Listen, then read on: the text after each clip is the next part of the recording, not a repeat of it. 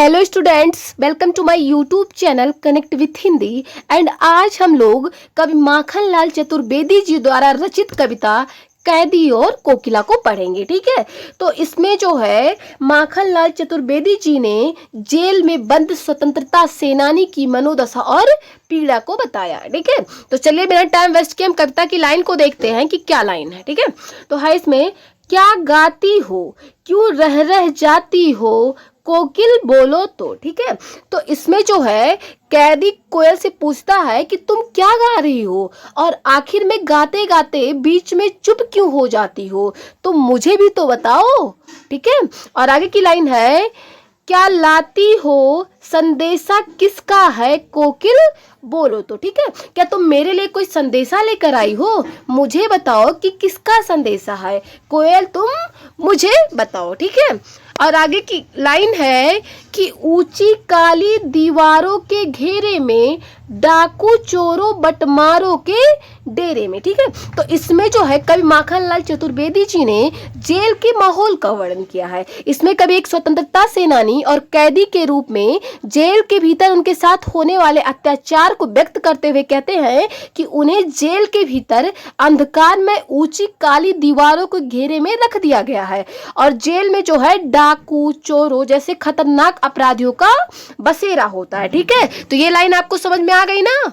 आगे की लाइन है कि जीने को देते नहीं पेट भर खाना, मरने भी देते नहीं तड़प रहे जाना। ठीक है, तो इसमें क्या होता है कि जेल में पेट भर का भोजन भी नसीब नहीं होता है और ना ही मरने की छूट दी जाती है, और क्या होता है कि जख्मी शरीर को तड़पता हुआ छोड़ दिया जाता है। ठीक है, मरने के लिए तड़पता हुआ छोड़ दिया जाता है। ठीक है, ये बात समझ में आ गई आपको।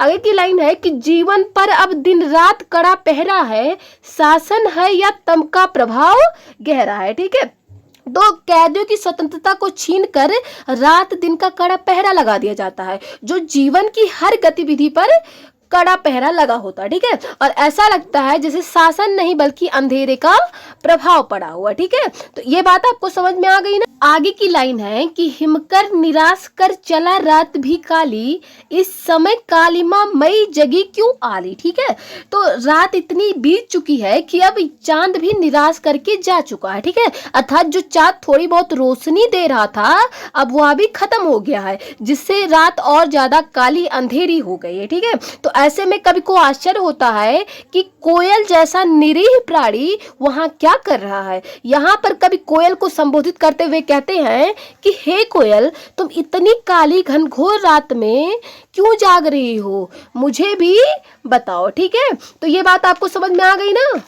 तो आगे की लाइन हम देखते हैं क्या है। ठीक है, इसमें दिया है, क्यों हुक पड़ी वेदना बोझ वाली सी, कोकिल बोलो तो। ठीक है, तो इसमें क्या होता है, जेल में कैद भारतीयों की वेदनाओं का एहसास कोयल को भी था। शायद इसीलिए कोयल की आवाज में एक वेदना सी भरी हुई हुक उठ रही थी, अर्थात दर्द महसूस हो रहा था। ठीक है, तो वही बोल रहा है कि कुछ तो तुम मुझे बताओ, तुम कुछ तो मुझे बताओ। ठीक है, आगे है, क्या लूटा मृदुल वैभव की रखवाली सी, कोकिल बोलो तो। ठीक है, तो ऐसा लगता है कि कोयल का संसार लुट गया है। यहाँ कवि को लगा कि कोयल ने अंग्रेजी हुकूमत के द्वारा भारतीयों पर किए जाने वाले अत्याचार को देख लिया है, इसीलिए कोयल के कंठ से मीठी ध्वनि नहीं निकल रही है, उसके बदले दर्द का स्वर निकल रहा है। और कोयल को देखकर कवि को लगता है कि कोयल अपना दर्द बताना चाह रही है, इसीलिए कवि कोयल से पूछते हैं कि हे कोयल, तुम्हारा क्या लुट गया है, मुझे भी बताओ। उस समय कोयल की मीठी आवाज कहीं गुम सी हो गई थी, जो मीठी आवाज कोयल की शान होती थी। ठीक है, वो क्या होती थी, कोयल की शान होती थी। और कोयल का दुखद भाव देखकर कर पूछते हैं कि हे कोयल, आखिर तुम पर कैसा दुख का पहाड़ टूटा है, तुम मुझे भी तो बताओ। ठीक है, तो ये बात आपको समझ में आ गई ना। तो चलिए अब हम आगे की लाइन देखते हैं कि क्या है, कि क्या हुई बावली अर्धरात्रि को चीखी, कोकिल बोलो तो। ठीक है, तो इसमें जो कवि है वो कोयल से पूछते हैं कि क्या तुम पागल हो गई हो जो आधी रात में यहाँ आकर चिल्ला रही हो, क्योंकि तुम तो आधी रात में कभी भी नहीं बोलती थी। तो हे कोयल, तुम मुझे बताओ कि क्या बात है। ठीक है, और आगे की लाइन है कि किस दावा नल की ज्वालाएं हैं दिखी, कोकिल बोलो तो। ठीक है, पूछते हैं कि तुमने कहीं किसी जंगल में लगी हुई भयानक आग को तो नहीं देख लिया जो डर कर इतना तुम चिल्ला रही हो। कोयल तुम मुझे कुछ तो बताओ, ठीक है। ये बात समझ में आ गई ना आपको। तो आगे की लाइन हम देखते हैं क्या है। आगे की लाइन है, क्या देख न सकती जंजीरों का गहना, हथकड़ियां क्यों यह ब्रिटिश राज का गहना, ठीक है। तो इसमें कभी कोयल से कहते हैं कि हे कोयल, क्या तुम मेरे हाथों में पड़ी इन लोहे की जंजीरों को देख नहीं पा रही हो। ये मेरे हाथों में बंधी जो जंजीरें हैं ये वास्तव में कोई जंजीर नहीं है, यह तो ब्रिटिश राज के द्वारा मुझे पहनाए गए गहने हैं। अर्थात उस टाइम पे क्या होता था कि स्वतंत्रता सेनानियों के लिए जो जंजीरें होती थी वो गहना बन जाती थी, जो किसी अमूल्य गहने से कम नहीं होती थी, ठीक है। तो ये बात समझ गए आप। आगे की लाइन हम देखेंगे क्या है कि कोल्हू का चर्रक जीवन की तान, गिट्टी पर अंगुलियों ने लिखे गान, ठीक है। तो यहाँ पर कवि माखनलाल चतुर्वेदी जी जेल में अपनी दिनचर्या के बारे में बात कर रहे हैं। कवि कहते हैं कि कोल्हू के चलने से जो आवाज आती है वही कैदी के जिंदगी का गीत बन गया है, ठीक है। वो क्या बन गया है, कैदी के जिंदगी का गीत बन गया है। और कोल्हू के डंडे पर कैदी के अंगुलियों के निशान कुछ इस तरह से पड़ गए हैं मानो जैसे कैदियों ने गिट्टियों पर स्वतंत्रता के गीत लिख दिए हैं, ठीक है। तो ये लाइन समझ में आ गई ना आपको। तो आगे देखते हैं कि हूँ मोट खींचता लगा पेट पर जुआ, खाली करता हूँ ब्रिटिश अकड़ का कुआं, ठीक है।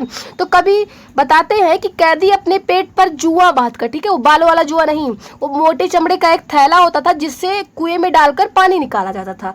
तो उससे क्या कर रहे हैं, वो पानी निकाल कर ब्रिटिश राज की अकड़ का कुआं धीरे धीरे खाली कर रहे हैं, ठीक है। ये बात समझ गया आप।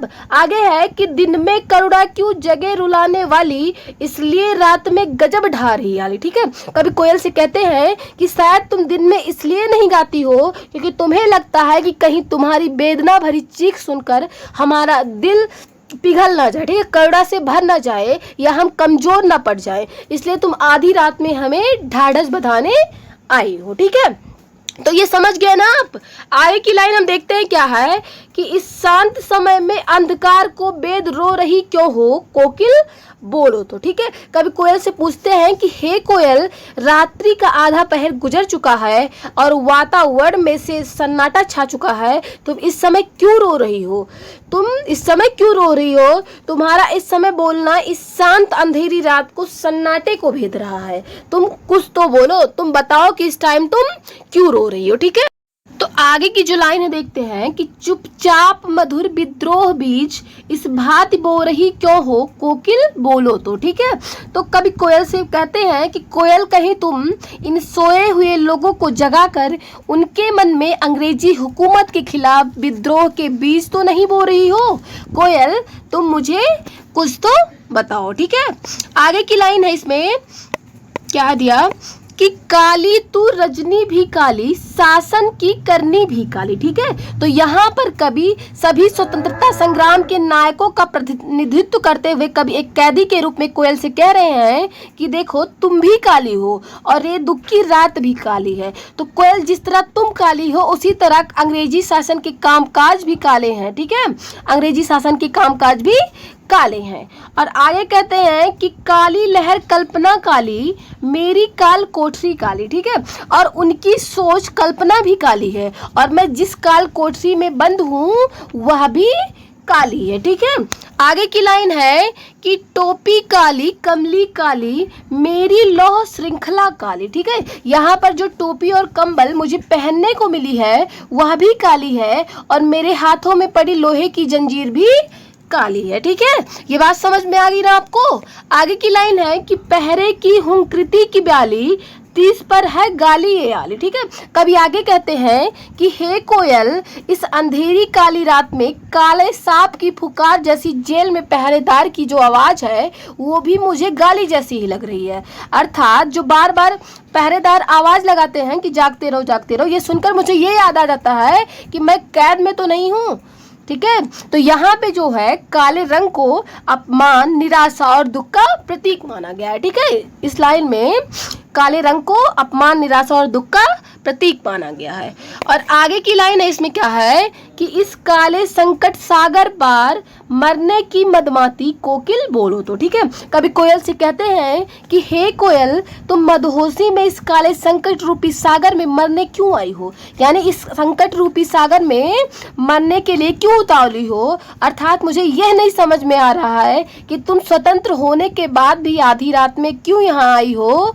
हे कोयल, तुम मुझे कुछ तो बताओ। ठीक है, ये बात समझ गए आप। आगे की लाइन है कि अपने चमकीले गीतों को क्यों कर हो तैराती कोकिल बोलो तो। ठीक है, कोयल तुम तो बहुत सुरीला गाती हो, लेकिन तुम अपने उन चमकीले सुरीले गीतों को इस संकट रूपी सागर में क्यों तैरा रही हो। अर्थात तुम यहाँ पर क्यों सुरीले गीत गा रही हो, तुम मुझे बताओ। ठीक है, आगे की लाइन है, इसमें क्या कि तुझे मिली हरियाली डाली, मुझे नसीब कोठरी काली। ठीक है, कभी कोयल से कहते हैं कि तेरी और मेरी परिस्थितियां बिल्कुल अलग अलग हैं। तुम पूर्ण रूप से स्वतंत्र हो, तुम हरे भरे पेड़ों की एक डाली से दूसरी डाली पर घूम सकती हो, और मैं जो है इस काल कोठरी में बंद हूँ, मैं कहीं नहीं जा सकता हूँ। ठीक है, और आगे है कि तेरा नभ भर में संचार, मेरा 10 फुट का संसार। ठीक है, कोयल तुम्हारे लिए तो पूरा आकाश खुला है, और मेरे पास तो सिर्फ एक 10 फीट की छोटी सी एक अंधेरी काल कोठरी है। ठीक है, मेरे लिए क्या है, एक छोटी सी काल कोठरी, वो भी 10 फुट की है। ठीक है, आगे कहते हैं कभी कि तेरा गीत कहावे वाह, रोना भी है मुझे गुनाह। ठीक है, कोयल जब तुम गीत गाती हो तो लोग वाह वाह करते हैं, लेकिन यहाँ पर मेरा रोना भी क्या है, गुनाह के समान है, एक पाप के समान है। ठीक है, आगे है कि देख विषमता तेरी मेरी, बजा रही तिस पर रणभेरी। तुम्हारे और मेरे जीवन में इतनी असमानता होने के बाद भी तुम यहाँ आकर युद्ध की ललकार का बिगुल क्यों बजा रही हो। तुम तो आजाद हो, फिर क्यों ऐसे आ रही हो, खुद को संकट में डाल रही हो। ठीक है, ये बात समझ गए ना आप। आगे की लाइन है कि इस हुंकृति पर अपनी कृति से और कहो क्या कर दूं कोकिल बोलो तो। कभी कोयल से कहता है कि तुम्हारी इस पुकार पर मैं अपनी इस रचना में और क्या क्या लिखूं कि लोगों के अंदर स्वतंत्रता प्राप्ति के लिए जो स्वदेश भक्ति की भावना उत्पन्न हो सके। ठीक है, देशभक्ति की भावना पैदा हो सके, कोकिल मुझे तुम बताओ। ठीक है, और आगे है कि मोहन के व्रत पर प्राणों का आसो किसमें भर दूं कोकिल बोलो तो। ठीक है, कोयल तुम कुछ तो बोलो। मोहनदास करमचंद गांधी जी ने जो भारत माता को स्वतंत्र करने का व्रत लिया है, मैं अपनी कविताओं के द्वारा लोगों के अंदर ऐसा जोश भर सकूं कि वो इस आंदोलन में अपने प्राणों की आहुति देने को भी तैयार हो जाएं। जैसे क्या होता है कि अमृत पीकर लोग अमर हो जाते हैं, उसी प्रकार शहीद होकर भी लोग अमर हो जाते। ठीक है, तो आज आपका एक चैप्टर खत्म हुआ। Thank you.